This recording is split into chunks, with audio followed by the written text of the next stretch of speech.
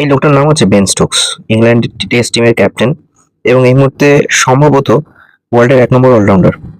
তো সেখানে Ben Stokes ভাবলো যে অনেকক্ষণ ধরে বল করতে করতে ক্লান্ত হয়ে পড়েছি, তো ইন্ডিয়ান ব্যাটসম্যানরা ব্যাট করছে, একজন 90-তে আর একজন 85-তে। তো ওদেরকে বললাম যে ম্যাচটা তো ড্রই হয়ে যাবে, তো চলো আমরা হ্যান্ডশেক করে খেলাটাকে এখানে শেষ করে দিই। এটা হচ্ছে তার মানসিকতা। এই কাজটা যদি ইন্ডিয়াতে এসে যদি ইন্ডিয়ান বোলাররা বা ইন্ডিয়ান ক্যাপ্টেন যদি ইংল্যান্ড ব্যাটসম্যানদের সাথে করতো, ভাবুন, ভারত 331 রানে পিছিয়ে আছে, সেখানে সেকেন্ড ইনিংসে প্রথম দুজন 0 রান আউট হয়ে গেছে। অ্যাকচুয়ালি 1 নম্বর আর 3 নম্বরে যারা ব্যাট করতে নেমেছে, সাই সুদর্শন আর যশস্বী জয়সওয়াল, তারপরেও সেখান থেকে ম্যাচটাকে বের করে আনছে। ফোর্থ ডে লাস্ট সেশন আর তারপরে ফিফথ ডেতে খেলছে ভারত। ক্যাপ্টেন আউট হয়ে গেছে 103-এ। তারপর বলা চলে দুজন বোলার অলরাউন্ডার, বোলিং অলরাউন্ডার নেমেছে, রবীন্দ্র জাদেজা আর ওয়াশিংটন সুন্দর, ধরে ধরে খেলে খেলে ম্যাচটাকে বের করে নিয়ে যাচ্ছে টি এর পর থেকে।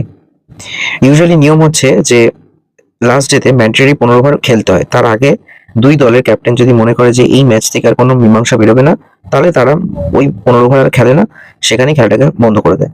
এখানে মাঠে রয়েছে রবীন্দ্র জাদেজা, সিনিয়র প্লেয়ার, তাকে বেন স্টোকস বলছে যে চলো আমরা হ্যান্ডশেক করে খেলাটাকে এখানে শেষ করি। তখন রবীন্দ্র জাদেজা বলছে আমি কিছু নিতে পারবো না ডিসিশন, আম্পায়ার যেটা বলবে সেটাই হবে। বলছে তুমি তো সেঞ্চুরি করবে হ্যারি ব্রুকের এগেনস্টে, তাতে কি হবে? সেঞ্চুরি করা না করাতে কি হবে? টেস্ট দলে চান্স পাওয়াটা একটা বড় বিষয় আজকের দিনে দাঁড়িয়ে। সেখানে একটা রান করা, সেখানে একটা সেঞ্চুরি পাওয়া। ওয়াশিংটন সুন্দর একটা সেঞ্চুরি পাচ্ছে, রবীন্দ্র জাদেজা একটা সেঞ্চুরি মিস করে যাবে। এতক্ষণ ধরে খেলাটা কন্টিনিউ করলো, আর সেখানে ও বলছে কিনা চলো আমরা হ্যান্ডশেক করে খেলাটাকে শেষ করি।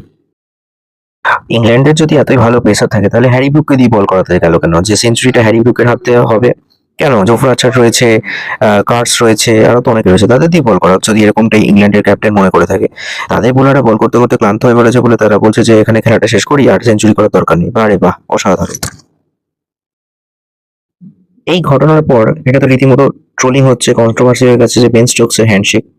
জনাথন ট্রট সে বলেছে যে যে ম্যাচের কোনো মীমাংসা হবে না, তো সেখানে ভুল কি করেছে? দেশের স্বার্থে। আরে দেশের স্বার্থে মানে ভাই, যখন মীমাংসার হচ্ছে না, তখন তো যে যার পার্সোনাল রেকর্ড তো বাড়াতে চাইবেই। কেন? আমি তো তখন নিজের জন্য খেলছি, তখন তো দেশ জিতবে কি হারবে সেটা তো ম্যাটার করছে না, ম্যাচ ড্র হবে।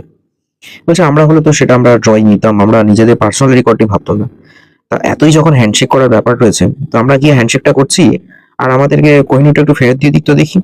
এই ইংরেজরা তো কম ভারতের পেছনে লাগেনি, এত বছর ধরে দেশকে সাম্রাজ্য চালিয়ে গেছে ইস্ট ইন্ডিয়া কোম্পানি, ব্রিটিশ সাম্রাজ্য। তারপর এখন তারা বড় বড় কথা বলছে, মানে ভাবতে অবাক লাগে। যাই হোক, যা ঘটেছে ভালোই হয়েছে, বল কর তোরা। সেঞ্চুরিটা হয়ে যাওয়ার পর অবশ্য ভারত ডিক্লেয়ার ঘোষণা করে দেয়, কিন্তু আমি তো বলবো আরো 15 ওভার বল করানো উচিত ছিল।